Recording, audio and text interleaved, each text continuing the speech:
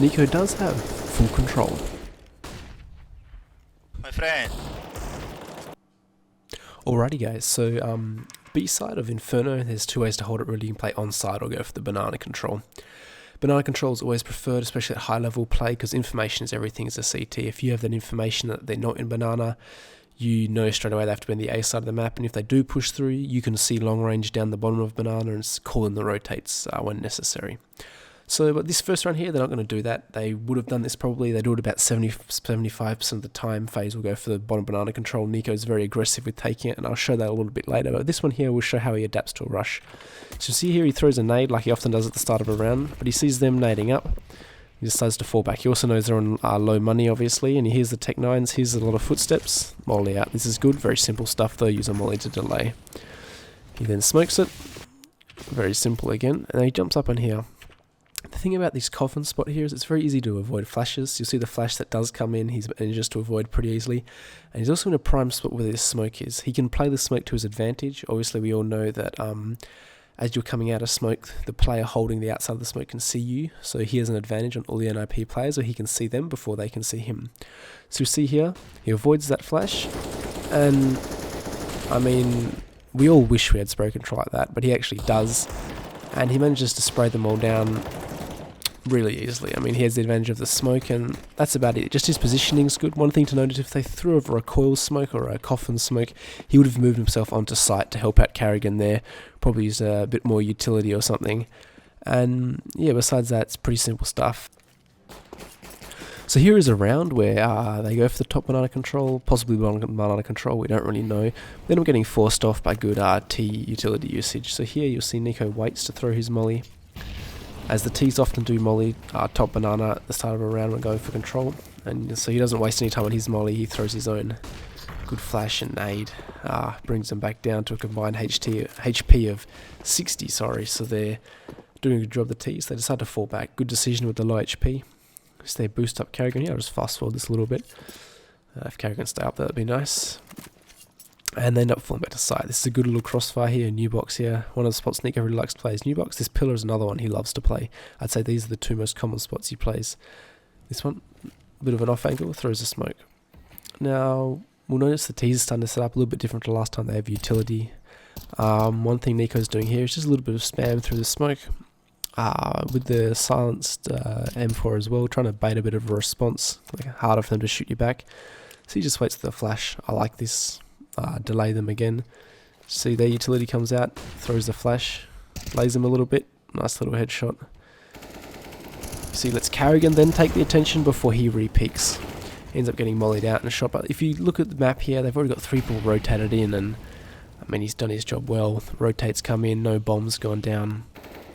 Very good, very difficult for the Dignitas players. And I think that's just the thing about being the anchor on site is obviously he can't play the information game because they've been forced off banana. So the other option is the anchor on site is to just delay. They're the two ways you can play as the anchor, information or delay. He is forced to play the delay option here, and he does it very well. Holding the flashbang, smokes off late-ish into the round. The counter flash, as I said, are very good. And then peeks, lets Carrigan take the attention, then he peeks again, gets the 2 kills before he's mollied out, but his job's done at that point. Now the reason these two spots here, this pillar and the new box, are so powerful is because you can pick either side. Once they know you're here, it's kind of a bit of a guessing game. You can pick left, you can pick right, same with the new box, you pick out this side. Second later you can be picking out this side. Now this pillar here, I'd say is more of the off angle option.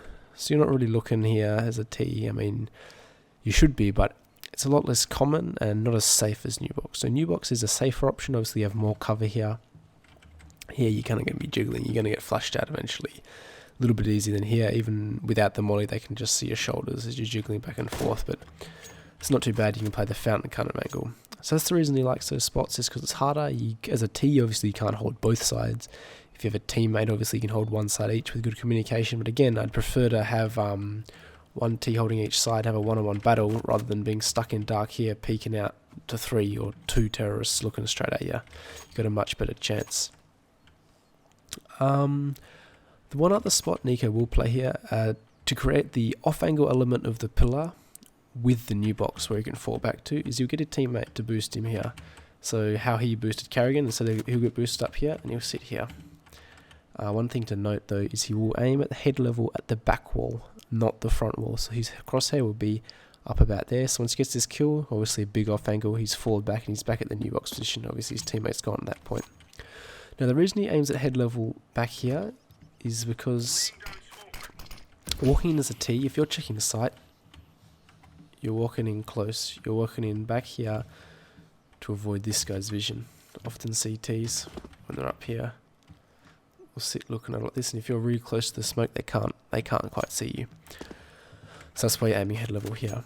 So those two spots with the boost is probably the best option if you're happy to have yourself boosted up here.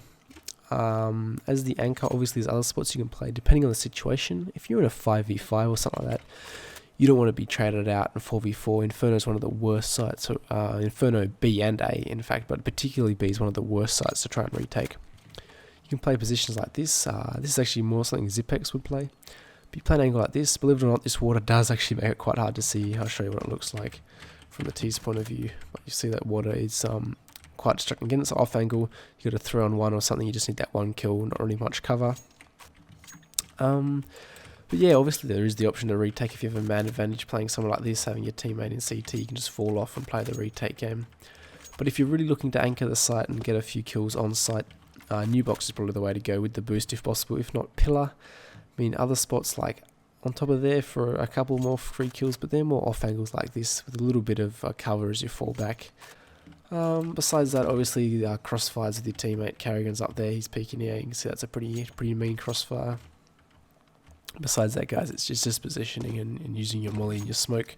One thing to note is this is obviously a lot larger, a lot wider than the old version of Inferno. Anywhere on the left or the back side, you can just aim just to the left of this. And that's going to be a pretty decent smoke. Obviously there's a little bit of gap here, but I mean they're not walking through that. And the reason you want to be aiming there from anywhere on this left side, so anywhere from around this cutting this orange dotted line. So you can see here, if you are playing new box, they're walking through that smoke what I talked about before with the smoke advantage. So you have that advantage. Whereas if you're smoking really deep like that one on the Molotov, so you've got it back here, and they decide they don't want to walk through that smoke, you don't have that advantage anymore unless you're playing the position Niko was in the last clip I showed. Okay, so lastly, guys, is the ideal situation for Niko. They have the deep banana controls you see here. I'm not going to cover it very quickly, but the Molotov here, smoke here. You can even see here they've got the double nades going on here. I don't know if you can see the other one, but they nade this, and basically they clear out banana. I'm not going to go over it. I'll link a video that Adren made about how Astralis take deep banana control. It's very good, and I suggest watching it. But what I'm more interested here is what he does after. So you'll see here, if I play this video, he's just spotting now. So the smoke's down, he's happy to peek it with the smoke down. He knows that no one could really be there. Jump at this wall, bit of an off angle. You can also play on top of the left side of the old car. So he gets ready to smoke. He would have smoked here, except he's obviously getting the info from his teammates that they're all up at A. And that's really just the steps he goes through. So if I just come back, so you can also play the edge of this.